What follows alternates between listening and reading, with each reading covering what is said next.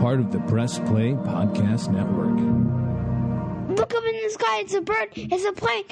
This is Jason J. Lewis, the voice of Superman on Justice League Action. This is Mark Wade, writer of Superman Birthright. You're listening to the Krypton Report.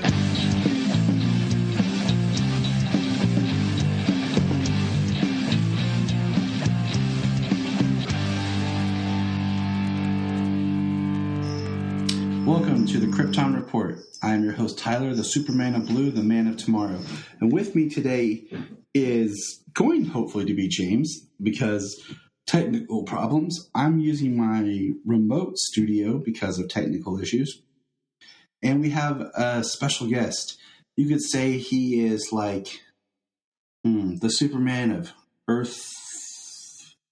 I don't know. I can't remember all the designations, but we'll say Earth too. Mr. Anthony Desiato from Digging for Kryptonite. Welcome. Thank you for having me back. I appreciate it. I didn't know where you were going with the Earth designation. I thought maybe we were going to go with, what was it, 167 is Smallville's Earth in the Arrowverse? But I was trying to go with Kingdom Come, but then I blanked on what that official Earth number was supposed to be. Oh, so I was like, oh, you know what? I'm not positive either. I was going to say 38, but I don't know if that's right. Because when they did that whole, Grant Morrison did that whole like multiversity years ago, they had that map that was like book that told you. But anyways, welcome, man. How's it going? It's going well. Thank you for having me. Thank you for this opportunity to talk about what we're going to discuss, another of the lost projects in the Superman canon. This is one it's hard to talk about because there's so much muddle and muddy in what with this. And if everyone's like, what are you guys talking about? Well, we're talking about the film script that was written by J.J. Abrams. That was project working title was Flyby. And then eventually that's just kind of what it's been grouped and known by. That wasn't supposed to be the official title of the project, but it's the film that got the most traction and was going to be produced, but then basically ended up becoming Superman Returns. And I think that's the craziest part about all this is when you get into the meat, so to speak, of this project and just what happened. I mean, it's something. Now, we talked about the death of Superman Lives. We talked about that project being the most formed Superman project before this one, and then this one actually gained a lot of traction because they had casting, they had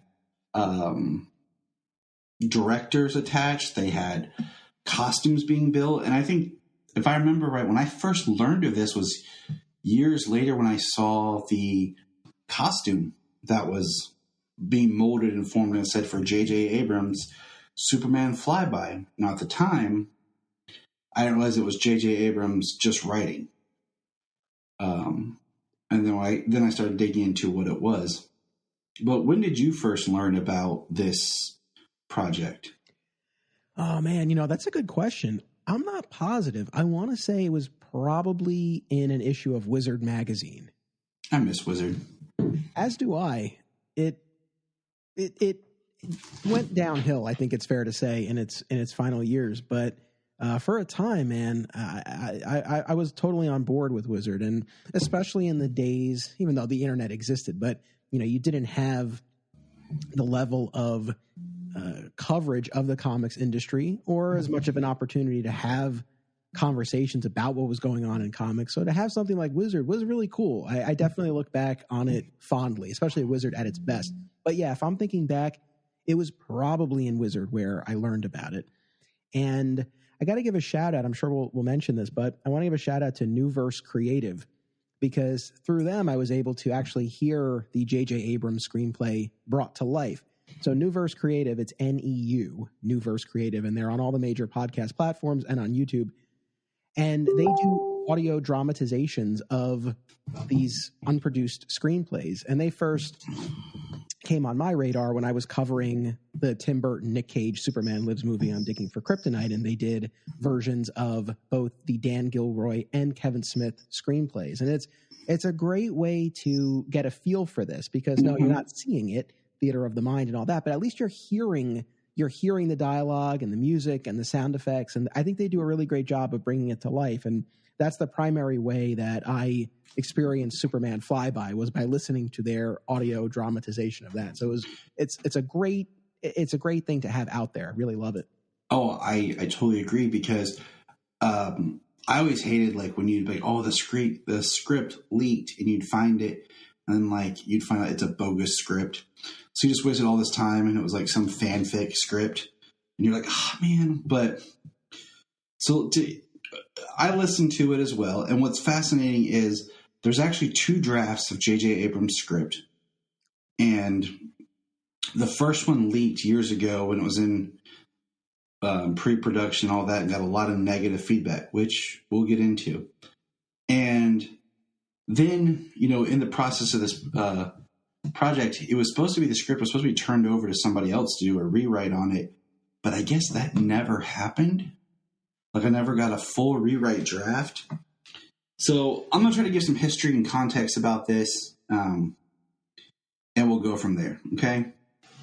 Turning in his script in July of 2002, J.J. Abrams' Superman Flyby was an origin story, okay? And Brett Ratner was hired to direct in September of 2002. He originally expressed interest in casting an unknown lead. Filming was supposed to start in 2003. Josh Hartnett was one that was approached. We'll get into all the casting people, but at one point, Christopher Walken for Perry White. I'm trying not to give too much away because I have all these convoluted notes here, but some other people that had met for it was Brendan Fraser, Jerry O'Connell, James Marsden, even Ashton Kutcher was at one time approached, David Boreanaz. But Ratner dropped out in March of 2003, and McGee came on. McGee was attached for a while, and then basically, to shorten it up, is the production changes hands between McGee, Brett Ratner, back and forth on who's directing, who's not directing. At one time, they both thought they were hired to direct. And then eventually Bryan Singer comes in and takes and changes everything. I mean, it is really, really confusing. It's really convoluted. Much like, when we talked about The Death of Superman Lives, and we looked at how you had these people doing these projects, but they were each working on the 3 different script versions. You had the Kevin Smith to the Wesley Strick to the Dan Gilroy. Here we have director, and they're crossing paths, and they wanted to shoot in Australia, but it goes that McGee couldn't. He had a fear of flying, so he wanted to shoot in Toronto, and it's just a bizarre situation. So I'm not trying to get too bogged down on production, but just to say that production was all over the place. There was all kinds of rumors for Lois Lane, but there was never really a front runner for Lois. And one of the front runners who was looking at for Lex was Robert Downey Jr., which is fascinating. What? I think he's joining us. Hold on, ladies and gentlemen. Hold your breath. James, are you there?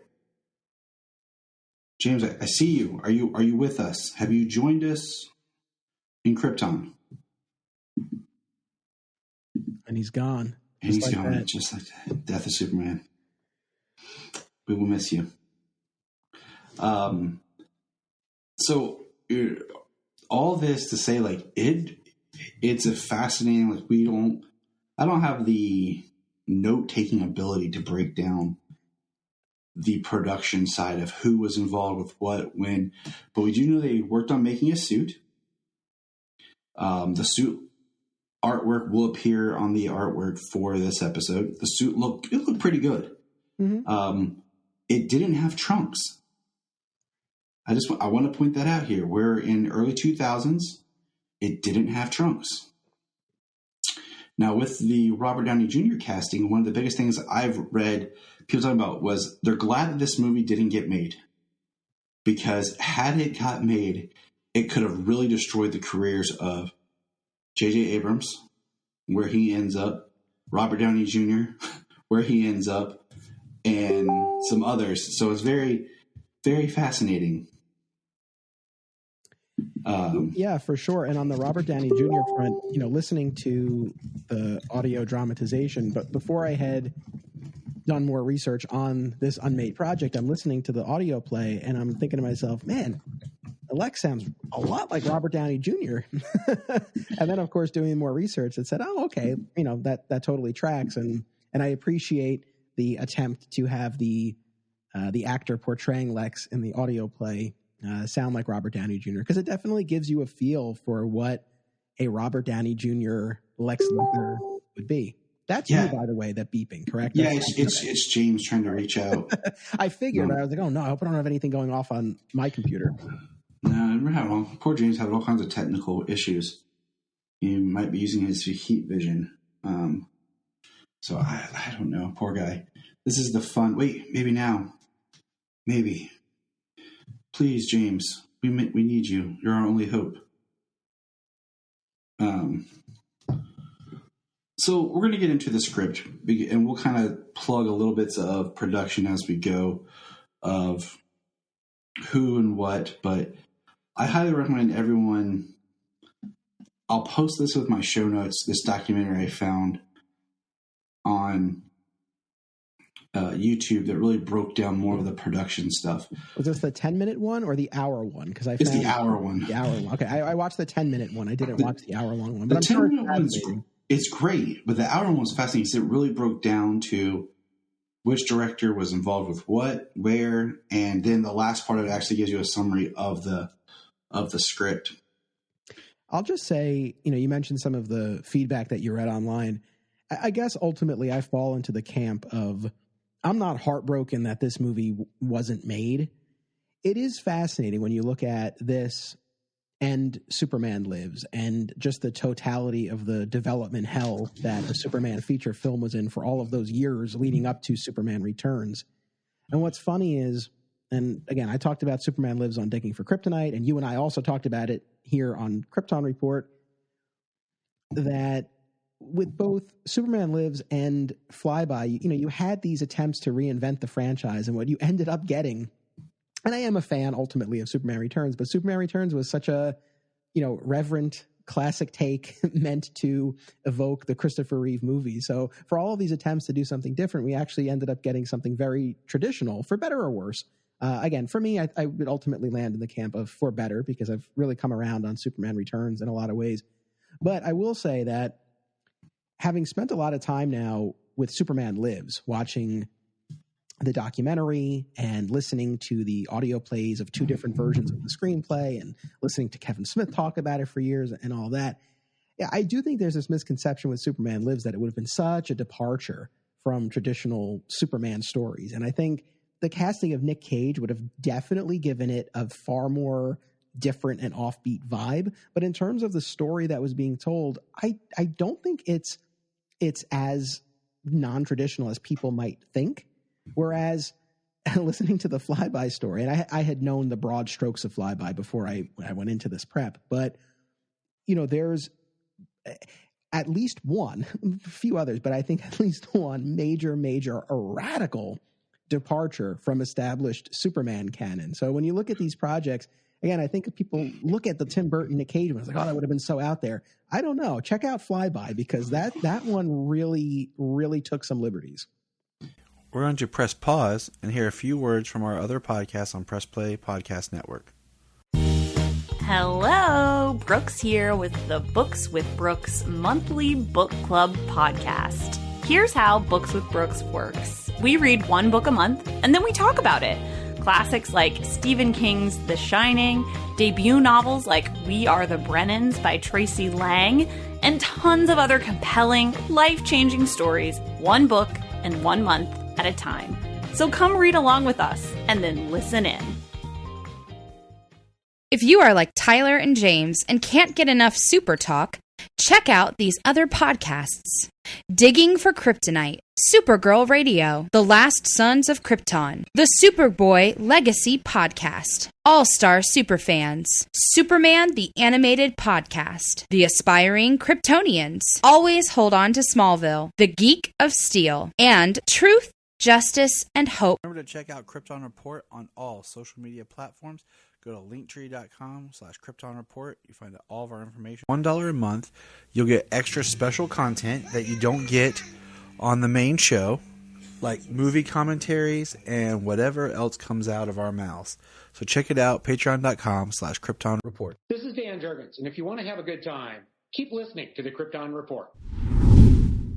You talk about departure, and I think I've said this before when you and I have recorded on different things. When you watch a film,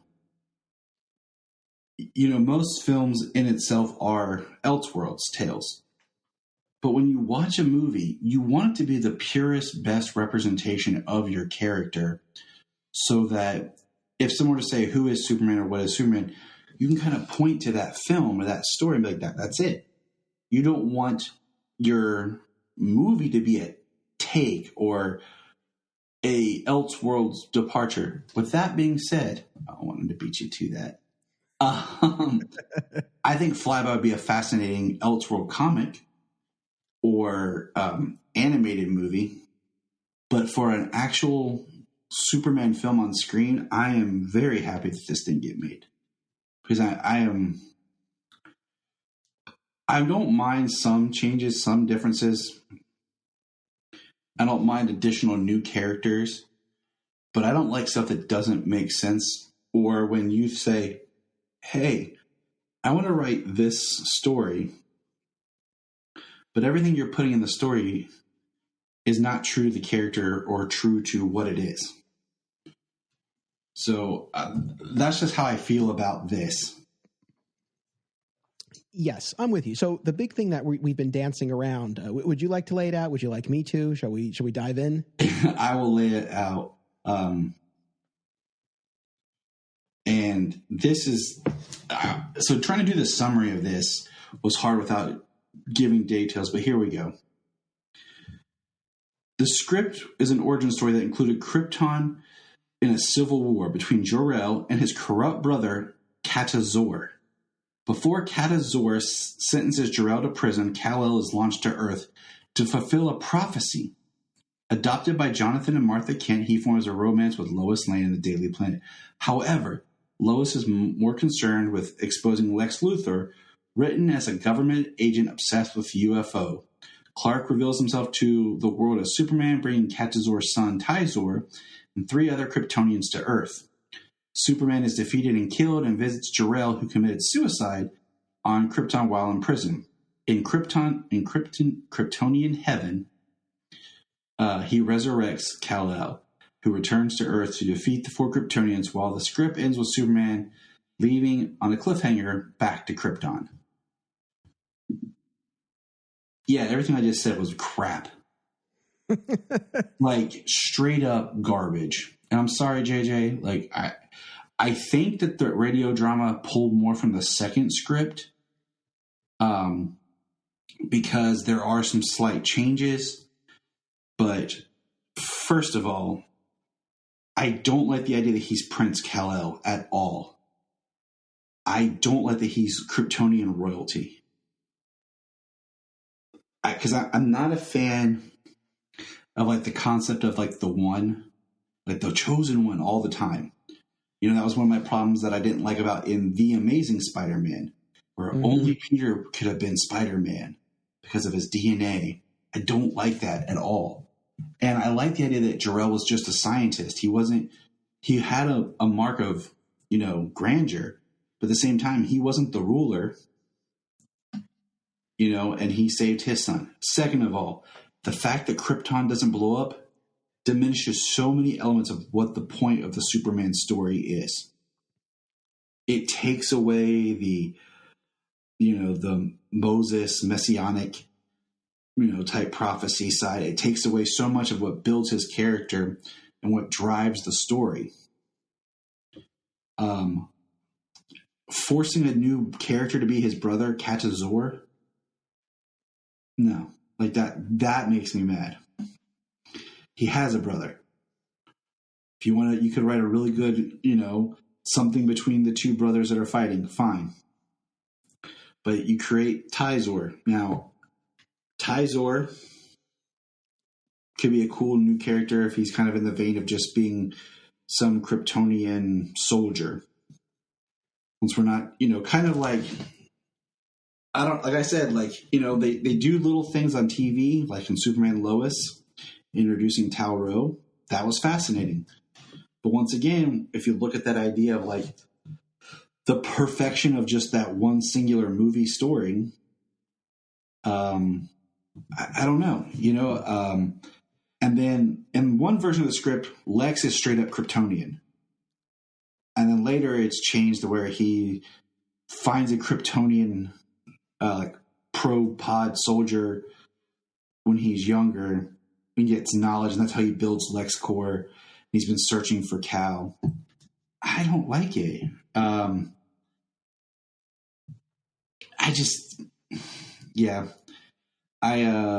like they really did this whole big shtick on the Kryptonian city of Minna and the religion and the Holy Land.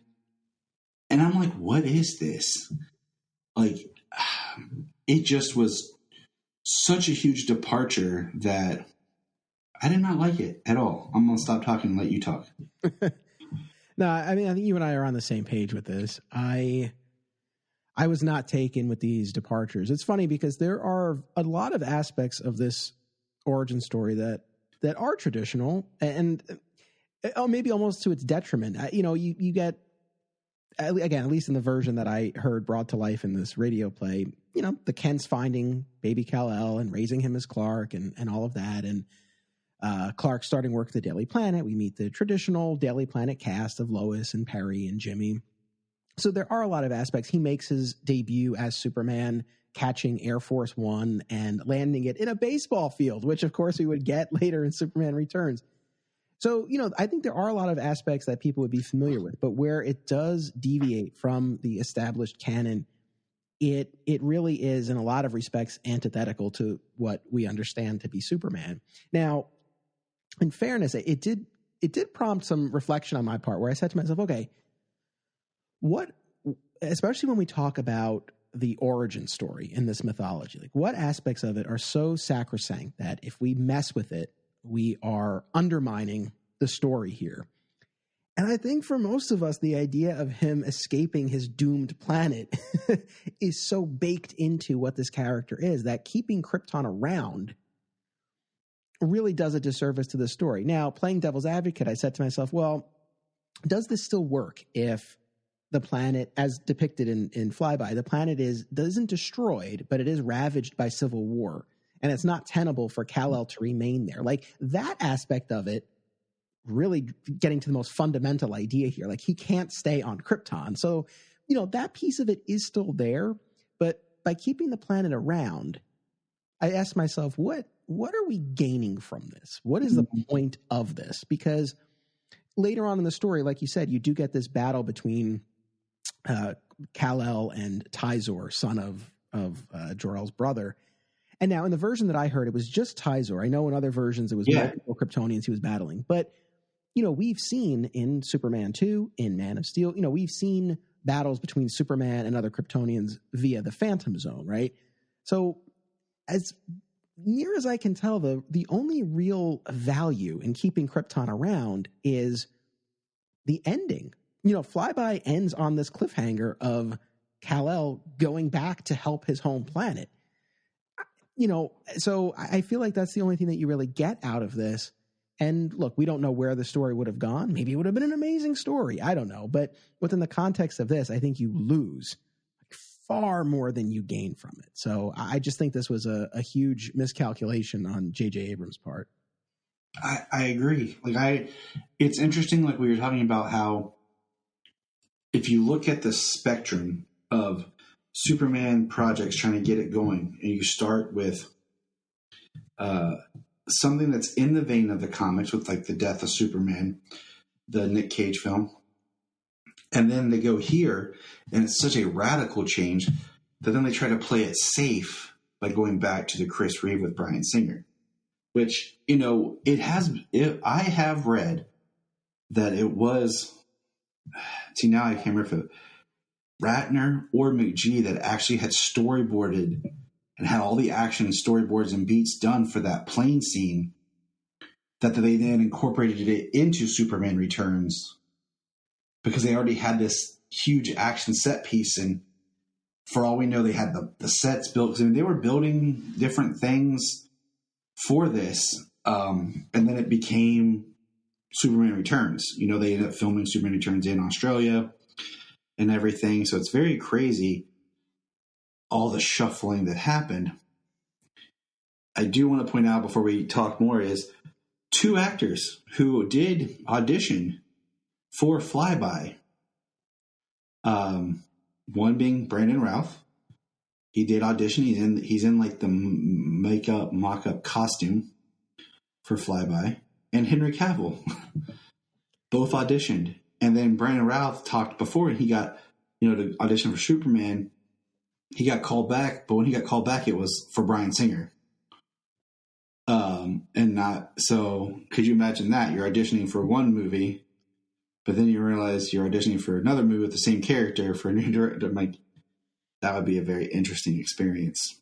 I know, for sure. Yeah, I saw the Henry Cavill photo of him from his screen test. Yeah, it's funny. I mean, I think these guys, you know, they get on a list, and it's, you know, typically, again, a lot of the known actors of the day who were popular, who had the, you know, the essential look of the character, who would, you know, were always rumored to be in the mix. And then, yeah, up-and-comers like those guys who are on the list as well. I mean, it's funny, especially with Henry Cavill. I mean, we're talking 10 years later that he would actually play the character. So it definitely would have been a younger, so yeah, very young Superman. This would have been at time of Count of Monte Cristo, I think, right around there.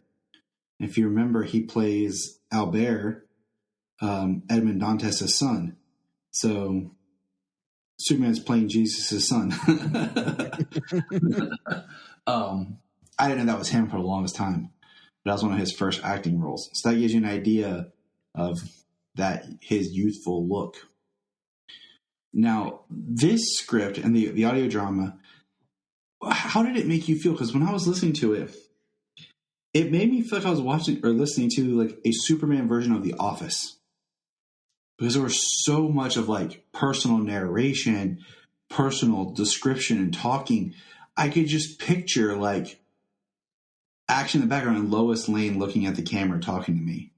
Or there's so much voiceover. I was like, it just felt weird. I mean, to be honest with you, it just, like, you have Martha, you have Jonathan, you have Lex. Lex is working on his software. It's Luthorian, or Luthorian's the company, not LexCorp or Luthor Corp. It's like Luthorian, and his what was his? He was making like lithium or something. I mean, in the version that I heard, it was like the chip or the battery that's in everyone's cell phones, and he was using that to spy on people. That's what Lois was initially, you know, attempting to expose him for.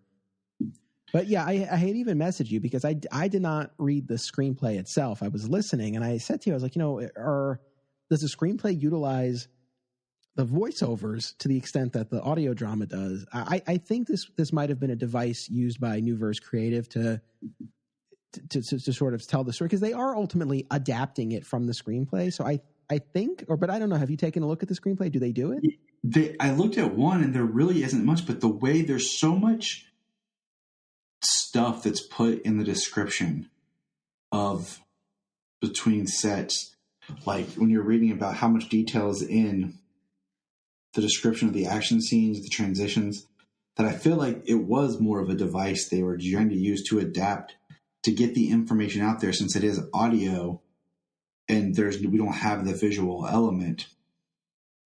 Because I was thinking, like, there's no way that this would actually be in the movie like this, or that'd be a lot of voiceover. And it just felt really, really weird. I'm going through my notes here. Some other casting was they wanted Anthony Hopkins as Jor-El and Ralph Fiennes as Lex Luthor when Brett Ratner had come on board because those were people he had worked with on Red Dragon. James Marsden did meet with Brett Ratner at one point before everything. Let's see. Good old Richard White. Oh my gosh. Shia LaBeouf was approached by McGee for Jimmy Olsen. Yeah, you talk about the back and forth with directors. So I think this was in that 10-minute documentary that I saw on YouTube that when McGee was set to direct and you had mentioned this earlier that you thought the script was supposed to be handed off at some point. I think that documentary talked about how McGee was going to have Josh Schwartz, creator of the OC, which McGee was a producer on, pen a new draft of the script. And I think that at the time, some of the OC actors were sort of in McGee's mind. The one in particular was Michael Cassidy, who played Zach in season 2 of the OC. So yeah, I know a lot of what ifs, and especially when we talk about the casting, since this was all so preliminary. A lot of different names in the mix there. Michael Cassidy, who would later go on to be, Grant Gabriel / Julian Luther, and then Jimmy Olsen in BVS. That's right. It was short-lived, but he was there. And in the ultimate cut, more so. I like Michael Cassidy, so when I saw him pop up, I was like, sweet. Oh, dang. I love Michael Cassidy. I enjoyed him on Smallville. I really liked him on the OC. I got to tell you, though, so not just a quick tangent, but Melinda Clark and Rachel Bilson from the OC, they've been doing their Welcome to the OC Bitches OC Rewatch podcast. And they've had Michael Cassidy on a couple of times as a guest talking about his episodes. And he is so funny. Like he's been their best guest. So I'm primarily a fan of Michael Cassidy now, I think, from his appearance on the podcast. He's been great. No, I love that guy. Did you ever see his show on TBS, Men at Work? I did. I did too. I feel like I was the only person who ever watched that show. I don't think there were a lot of us, but I did watch. So that's another place I know him from. That was a great. So it's just interesting because, Josh Hartnett was one that came up and was like a front runner, and so was Jared Padalecki. And I kind of see it, but I told my buddy, I said, Hartnett is a great actor, but for Superman, he wouldn't work because in his eyes, he doesn't have the eyes of Superman. They're more intense. They don't have the softness that you need for Superman. He would work great as a Kryptonian villain. But I mean, all in all, the whole Tyzor, okay, we're talking about casting, was actually being cast, and the front runner who had been cast at one point for one of the directors was Joel Edgerton. Oh yeah, that's right. I blanked for a second, but yeah, Joel Edgerton, who would go on to be Uncle Owen in Star Wars, in Revenge of the Sith, and in the Clone Wars, and then now the Obi-Wan Kenobi series. He's done a lot of other stuff too, but that's the nerd side. He did. Did you ever see Warrior? I did, with Tom Hardy. Yeah, that was a good movie. Yeah, that was very under the radar, underappreciated.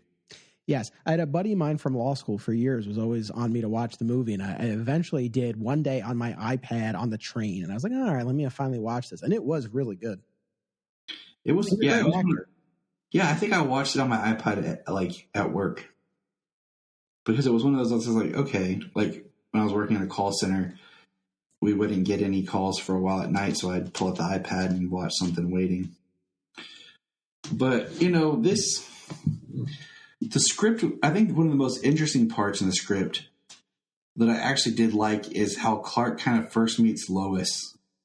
Yeah, that was interesting. This whole meeting outside of a college frat party where a little bit of an age difference here. So Clark is a senior in college, undeclared, which they talk about in conversation. And Lois is a high school senior there checking out the school with one of her friends. And so they have this little meeting outside, and she points Clark in the right direction, right? She talks about her aspirations to be a journalist, and that lights a bit of a fire under him, and he eventually ends up with the Daily Planet. I like that. I like that well enough.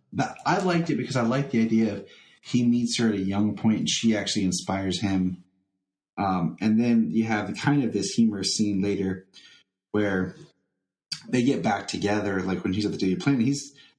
It's the feeling of he wants to tell her he's Superman, but she's not going for it. Like, she thinks he's trying to tell her that he's attracted to her, and it just kind of plays that awkwardness where she's like, "Oh, Clark, no, I'm not dating. It's not just you, seriously." Like, and it's funny because she's like, "If you would maybe get LASIK, and get rid of the glasses and do something with your hair, you're not bad looking." All this, like, it was a good scene. I would love to see actually acted out, because I felt Lois was written really well. How did you feel about the Jonathan Kent death? Didn't care for it. I look, I know, I know when we talk about Jonathan Kent dying on screen, a lot of us, especially recently, we go to the Kevin Costner version in Man of Steel. And I know there was a lot of frustration among the audience with how that played out. But here, well, man, this really bugged me, where he dies off screen. And we find out that he was listening to the radio and heard about Clark making his debut as Superman and was so excited as he ran in to tell Martha about it. He had a heart attack. I'll say this. At least he was so excited to hear about Clark. I thought initially this was going in the direction he was just scared for Clark and he died. Yeah. But either way, it puts this huge guilt on Clark, so much so that he's not even sure if he wants to be Superman again. But the fact that it happens off screen and you don't get any sort of farewell moment between them, I thought that was such an odd choice, man. It definitely felt like a first draft, kind of just, we'll put this here, I'll come back to it kind of thing. Maybe. It really did feel like we'll really find the moment, as we go back and revise the script. Because to me, I'm like, that just, there's no dramatic tension and there's nothing. And, my biggest thing with the whole Kevin Costner death was, look, I watched 10 years of Smallville. I know Clark can run fast. He could have very easily grabbed his dad, ran through the hurricane or the tornado, and ran back around and had, before anyone knew what happened. And that's the thing. I don't want to go on a huge tangent with it, because I've talked about this a lot on Digging for Kryptonite. I think that I can appreciate the intent of the scene and the intent that Jonathan would rather die than have his son reveal himself to the world at this point in time, because the world isn't ready.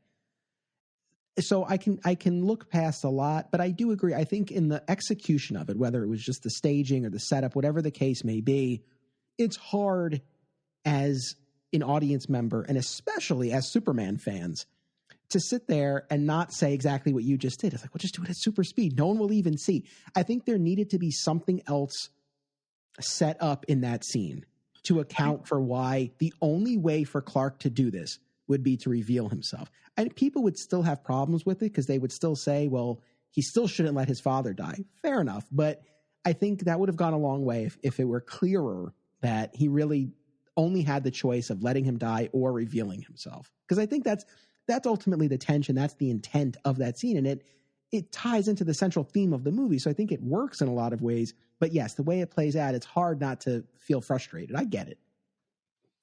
But all in all, there's, we can kind of wrap up here with Flyby, because I didn't like it. I mean, I'm not going to spend a whole lot of time going on. I do want to talk about it just because it is one of those pieces. And I think next year in 2023, I'm going to do an episode where I'll really break down and go into a little bit more details on Justice League Mortal. That's the other major project that had substance to it, with the script, the casting, the start of production, all that. But all that to come back to, I do like Superman Returns. There's a lot of good in it. There's things I wish it would have been different. But I don't think I would have liked this. I think had it come out, I would have enjoyed it for spectacle. I would have enjoyed it just for having something. But then when I really sat back, I think I would have been very disappointed and hurt and upset. And, I usually try not to allow these things to get to me too much, but I think this one really would have bothered me and stuck with me because it is so much of a departure from just who the character is, his origin. It's not like you're tweaking little things, like Krypton blew up because of Brainiac, or Krypton blew up because of their own piety. Okay. In the end, Krypton still blew up. So, you're tweaking why it blew up, or Krypton was, blew up because of Rogel's art. You know what? It's so funny you say that because I was going through the same calculus earlier. And when I was asking myself those questions of what is so central to this story and what can be changed. And I talked about how I was not a fan of the Rogel Czar aspect introduced by Brian Michael Bendis in his run. But at the end of the day, yes, regardless of what's ultimately responsible for Krypton's destruction, Krypton is destroyed. It'd be like if you told a Batman origin story and the Waynes lived. It's just like, how does this work? This is just undermining the core of this origin story. I think it's very tough. I think it's very tough to get past. So I'm with you. I don't look at this and say, oh, I wish we could have seen this. Whereas I will say, and I have said that I wish we could have seen Superman Lives. At the same time, I would not necessarily want Superman Lives at the expense of Superman Returns or the Snyderverse. And if getting Superman Lives means Butterfly Effect, we don't get any of those other movies, then I'll keep what we got. But if there's some universe where we could have seen Superman Lives and then Superman Returns still would have come out as it did, I would love to see, because I think there was a lot there that was interesting, but that didn't fundamentally shatter the Superman story. And I was like, man, it would have been a little weird, a little offbeat, but it's like, it would be kind of cool to see. I don't really feel that way about this one. So, yeah. I think it's, I'm with you. I think if they ever did an animated adaptation or something like that, or a comic book adaptation, that could be cool to see. I would prefer that they did Superman Lives first. And it's baffling to me that they haven't. It's so crazy to me. But I feel like that's an untapped market. I've said that for a long time. Like, I feel like they did direct to HBO or direct to video, for a while, how they did like the Return of the Caped Crusader. Yeah. Animated film. If they did like unproduced scripts as animated films, because there's some very talented voice actors that can sound like the actors that had originally supposed to be cast. I think that would be an immense just well of what ifs that people could sit back and think, oh man, that was cool. But I'm with you.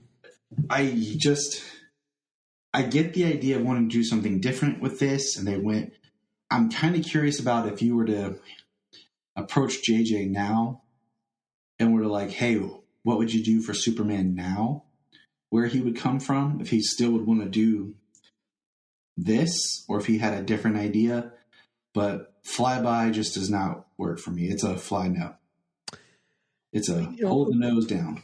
Well said. And they also, I know you had mentioned this earlier when you gave your breakdown of the whole thing, but they do cram in an aspect of the death of Superman, i.e. Tyzor killed Superman, and it's this Kryptonian afterlife reunion between Kal-El and Jor-El, who has just committed suicide in the Kryptonian prison that he's in, that is able to revive Superman. So he's only dead for like a few minutes, the way it plays out. So that's the other thing too. At least in the Tim Burton movie, you got a battle with Doomsday. Yeah, it was far more faithful to the source material. And I'll say this in closing: I'm not.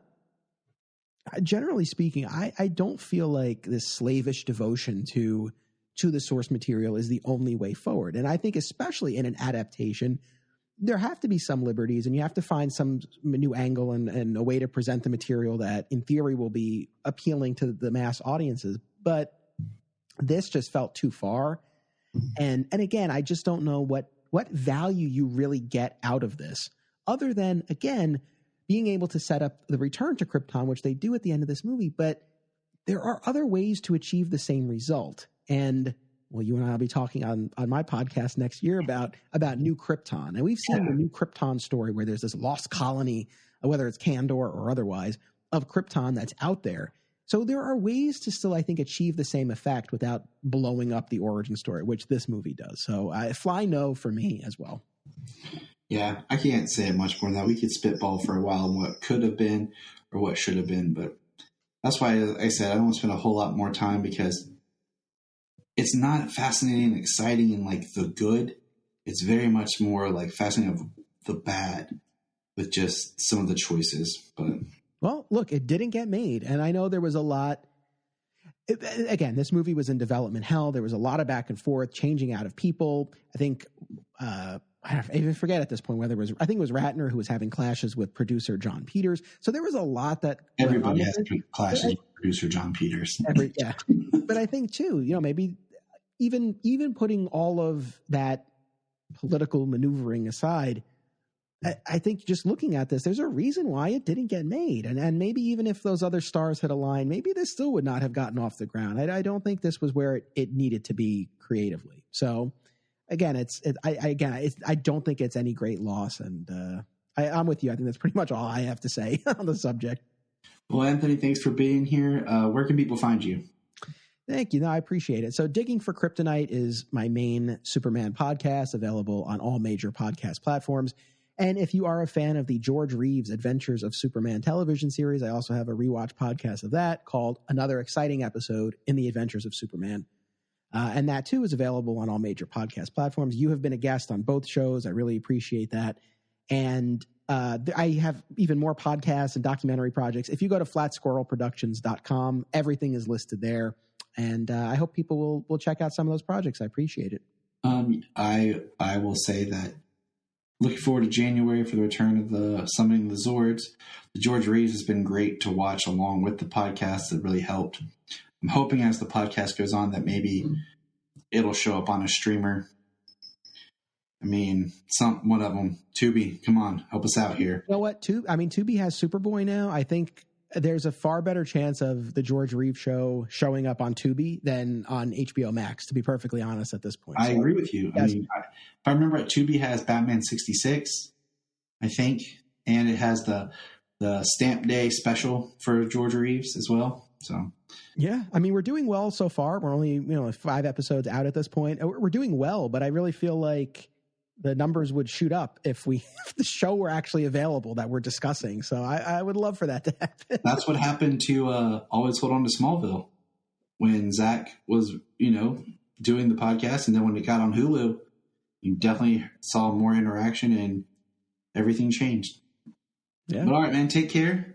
Thanks for being here. And remember, look up in the sky. We just want to say, if you've enjoyed this podcast, please check out other podcasts on the Press Play Podcast Network.